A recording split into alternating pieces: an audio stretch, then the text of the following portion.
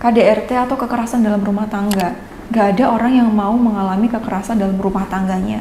Setiap orang pasti pengennya rumah tangga bahagia, langgeng, harmonis, bersama dengan putra-putri tercinta, pengennya seperti itu teman-teman. Tapi seperti yang terjadi di media sosial tuh banyak sekali, atau mungkin di sekitar kamu ya, banyak sekali kita lihat kekerasan dalam rumah tangga yang paling banyak korbannya itu adalah perempuan. Seperti yang menghebohkan masyarakat atau netizen Indonesia beberapa hari kemarin, Vena Melinda, mama dari Verrell Bramasta, mengalami KDRT yang dilakukan oleh suaminya ketika mereka berada di Kediri di dalam sebuah hotel, teman-teman. Padahal yang kita lihat di sosial media ataupun di televisi, hubungan keduanya terlihat harmonis, romantis, sweet banget ya. Kita lihat seperti itu, tapi kita sekali lagi ya teman-teman, kita hanya bisa melihat apa yang tampak dan kita nggak tahu apa yang sebenarnya terjadi. Nah, ternyata yang terjadi adalah Vena Melinda mengalami kekerasan dalam rumah tangga sampai hidung beliau itu berdarah, teman-teman.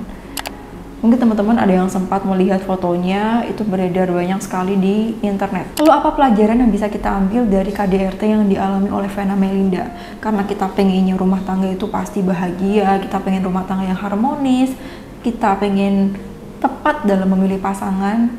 Alhamdulillah ternyata sebelum dan juga sesudah menikah, dia sama-sama romantis dan juga sayang sama aku, memperlakukan aku dengan baik. Kita pengennya seperti itu. Kita harus melakukan pengecekan terhadap calon pasangan kita, mulai dari data dirinya. Data dirinya, namanya pun juga kita harus cek ya teman-teman, sesuai atau tidak. Kemudian alamatnya, kemudian pekerjaannya, dia bilang ke kamu pekerjaannya A, I, U, E, O dan sebagainya, apakah itu sesuai, realitanya ada atau enggak.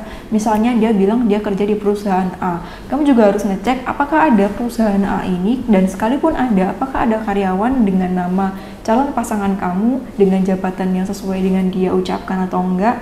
Kalau enggak, lebih baik stop.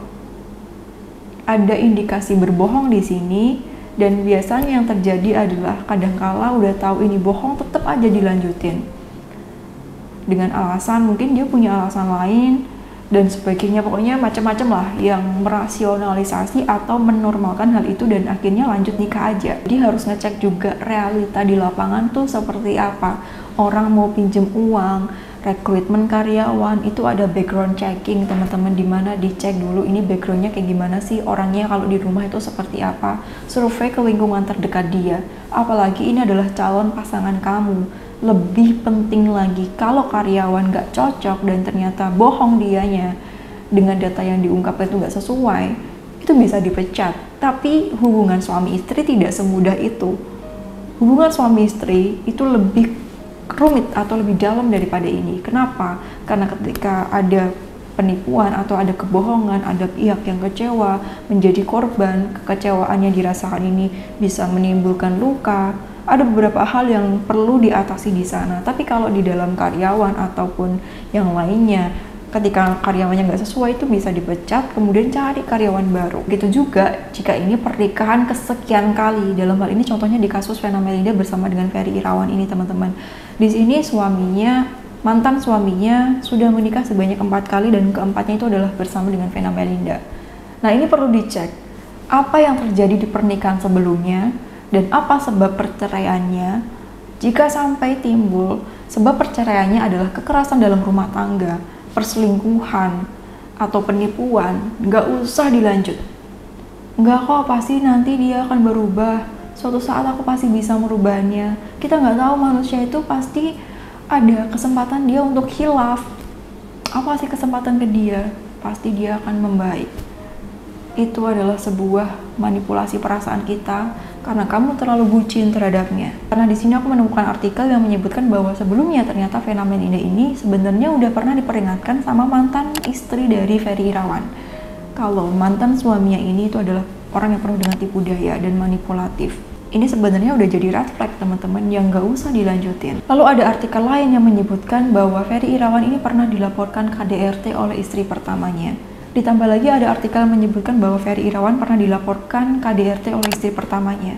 Dan jika menemukan seperti ini, red flag besar luar biasa, jangan dilanjutkan. Jangan kamu berikan diri kamu tugas atau PR untuk menghadapi kemungkinan yang ini bisa terjadi lagi di masa depan. Memang ada yang berubah, tapi jangan kamu beri PR diri kamu, ya kalau dia berubah, ya kalau enggak, Jangan kamu pasang badan untuk menjadi korban, karena ini kemungkinan bisa aja terjadi teman-teman. Berapa banyak orang yang pernah melakukan KDRT tapi diulangi lagi, lebih parah lagi, banyak yang terjadi seperti itu. Ketika pacaran udah nampar, udah berkata kasar dan sebagainya, tapi masih dilanjutkan karena merasa bahwa suatu saat aku pasti merubah dia. Namanya orang pasti berubah, insya Allah dia akan berubah kalau nikah sama aku. Apa yang terjadi? Ketika nikah berubah menjadi lebih parah. KDRT-nya bukan hanya mukul atau nampar aja, tapi pakai alat untuk memukul. Itu berapa banyak yang seperti itu. Jangan kamu serahkan masa depan kamu untuk hal-hal seperti ini. Cari amannya aja. Jika Allah mengizinkan kita untuk mengetahui fakta seperti ini, berarti Allah sedang memberitahu kita untuk stop, you better stop, jangan dilanjutkan lagi. Nah, ini pentingnya kita perlu pendapat orang lain, teman-teman. Jadi yang ngecek bukan cuma kita aja, tapi orang yang kita percaya. Dalam hal ini misalkan orang tua kita, ayah kita, ataupun saudara laki-laki kita, buat ngecek ini orangnya seperti apa. Karena kalau misalkan kita hanya pakai cara pikir kita aja atau pendapat kita aja, kita bisa kena bias atau kita bisa dimanipulasi oleh perasaan cinta kita ke dia, sehingga menormalisasi semua hal yang udah jelas-jelas red flag. Hingga yang harusnya kita berhenti jadi terabas aja, lurus aja karena bucin, teman-teman. Jadi itu bahayanya. Lalu ada artikel lain yang menyebutkan bahwa sebenarnya Vena Melinda sempat mau menolak mantan suaminya ini, namun tetap memilih lanjut karena tajwid suaminya bagus. Tajwid adalah suatu hal yang bisa dipelajari oleh siapapun, dan kalau orang itu benar-benar niat, ini bisa dikuasai dalam waktu beberapa hari, seminggu, atau seterusnya. Setiap orang bisa belajar itu. Tajwid tidak menggambarkan perilaku seseorang gimana. Tajwid tidak menggambarkan karakter orang seperti apa. Banyak juga yang bagus bacaan Al-Qur'annya, tapi perilakunya astagfirullahalazim. Bacaan Al-Qur'annya sih Masya Allah ya, tapi ketika lihat perilakunya astagfirullah. Itu banyak sekali seperti ini, teman-teman. Jadi jangan jadikan bacaan tajwid, kemudian sholatnya dia dan sebagainya itu sebagai standar, karena ini memang kewajiban seorang muslim. Aku memutuskan untuk nikah sama dia karena dia sholat 5 waktu. Itu adalah basic, memang wajib semua muslim harus seperti itu, bukan kelebihan atau bukan suatu hal yang harus diistimewakan. Aku mau nikah sama dia karena dia rajin sholat Jumat. Itu memang kewajiban laki-laki. Jangan jadikan ini sebagai standar. Jadi harus ngecek di mana dia sehari-hari, mulai dari tetangganya, teman terdekatnya, lingkungan sekitarnya, di pekerjaannya. Cari tahu dia orangnya seperti apa. Kemudian apa yang dia bicarakan ke kamu itu dicek bener atau enggaknya. Ada yang ngaku lulusan ini, lulusan itu, tapi pas dicek ternyata bukan. Ada yang datang ke rumah misalnya bawa mobil dan seperti ini, ternyata mobil itu sewaan, dia bilang itu mobil dia sendiri. Ada juga yang pakai seragam tentara atau apapun, abdi negara yang lain dan sebagainya, tapi ternyata itu beli.